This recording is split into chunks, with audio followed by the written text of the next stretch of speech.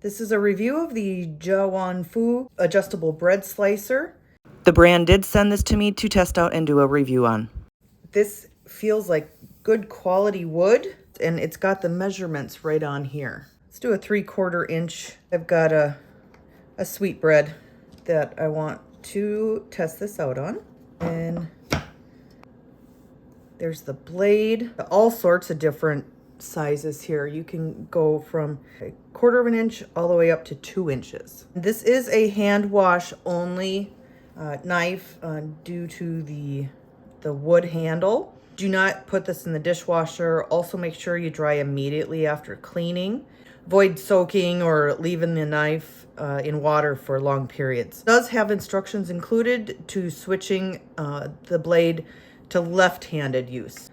I did set the thickness to 3/4 inch, and we are supposed to line up. Wow, that works really good. Even thickness. Oh, that is nice. Yeah, that is nice.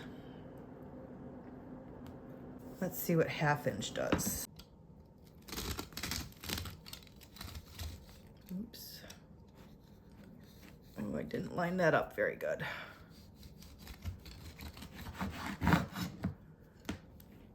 Oh, that's pretty.